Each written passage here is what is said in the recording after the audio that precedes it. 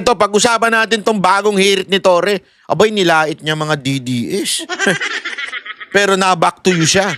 Oo, binack to you siya ni VP Sara Duterte. Pero ako, ibaback to you ko din. Eto, explain ko sa inyo kung bakit sablay ang mga pinagsasabi ni Torre. Explain ko sa inyo kung bakit sa tingin ko mahinang, mahina rin ng ganito ni Torre. Akala niya siya lang ang pwede magsabi na mahina ang utak ng mga DDS? Mas mahina ang utak niya. Papaliwanag ko sa inyo kung bakit pakinggan natin yung kanyang sinasabi. Merong nangyari sa pinapalabas ngayon sa social media about an alleged Chinese victim of murder tinapon sa Kawit, Cavite, lumalabas sa social media. Totoo ba yun, sir? Ayan ang mga tinatawag na tanim media.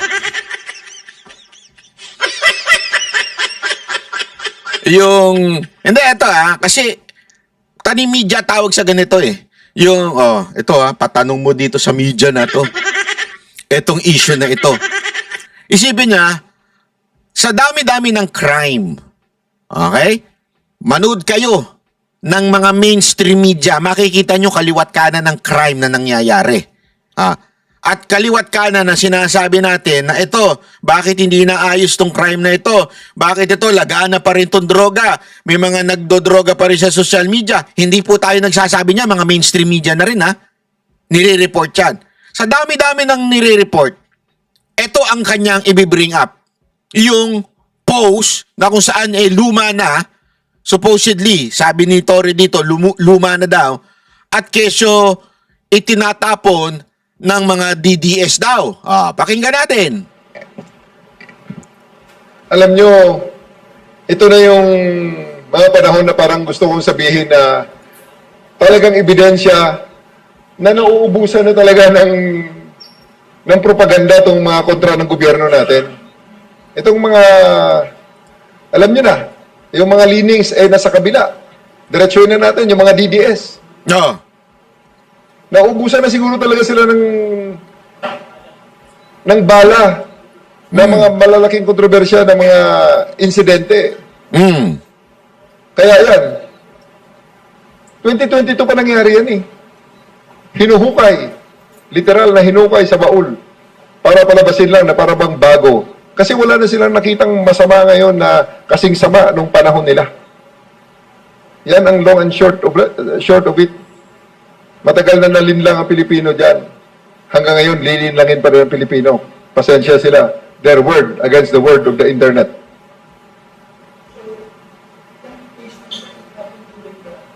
Hindi naman. Early part ng Ganito. Tingnan ninyo Number 1, argument ni Torre. Sinasabi niya, yung mga DDS daw, nagpapalabas, isinusumbat itong nangyari noong 2022 na crime. We will not go to the details of that crime. Okay? First of all, wala akong alam at kilalang DDS influencer na nag-post nito.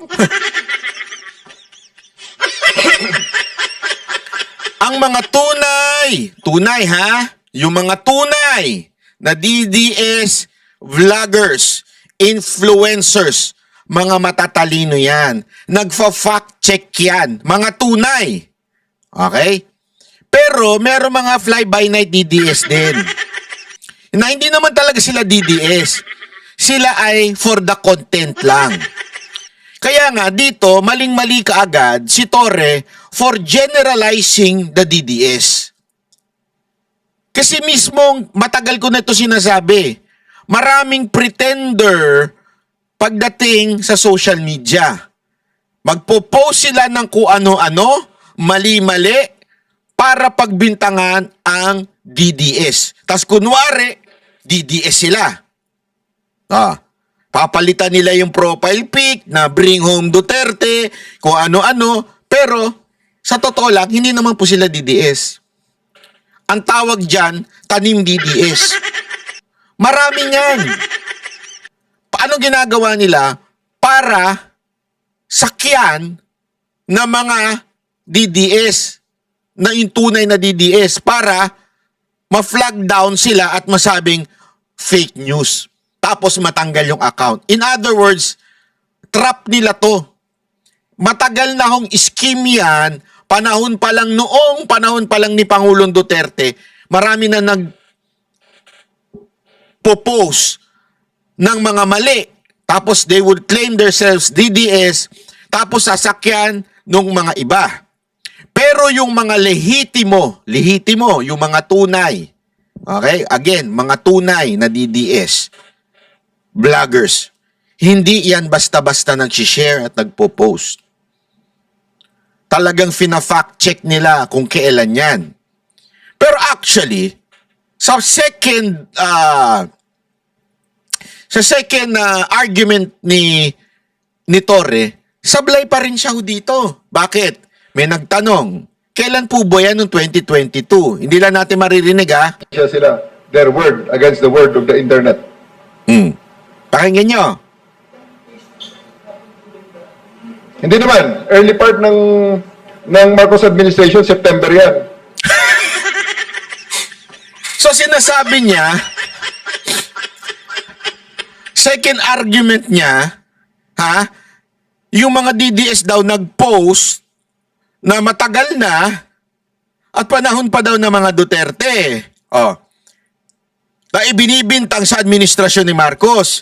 Bigla siyang finact-check ng isang media, ewan ko, sabi ng media, Sir, kailan po ba yan noong 2022? Di ba presidente niya si Marcos eh. Hindi naman, mga early presidency pa lang ni Marcos yan, September. So, Mr. Torre, your statement is contradicting. Ibig sabihin, panahon pa rin yan ni Marcos. September eh. Anak ng wewe naman. Kailan ba siya nag-assume ng presidency?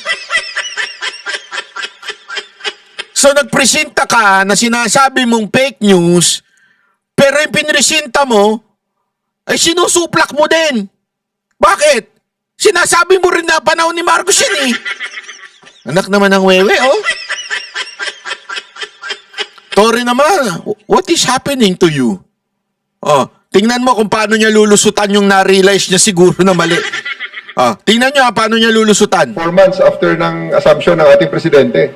Talaga yan, mga remnants ng hangover ng previous administration.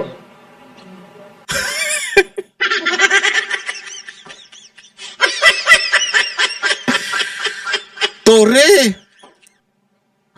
sigurado ko bang mahina ang utak yung mga DDS o ikaw? Ako nagtatanong lang remnants ng mga nakaraang. Ibig sabihin, sabi siguro nung kriminal, gagawin ko to sa panahon ni Duterte. Ay, nagpalit na. Si Marcos na. Ay, gagawin ko pa rin. Pero ang nasa isip ko, si Duterte pa rin na presidente. Remnants ka. Gago! Ano ba? O baka naman sabi nung kriminal, gawa tayo ng crime, medyo malapit-lapit pa. Para isisipan nila kay Duterte. Kasi, kaya ako sumama dahil kay Duterte, kaya ako gagawa ng crime. Dahil kay Duterte.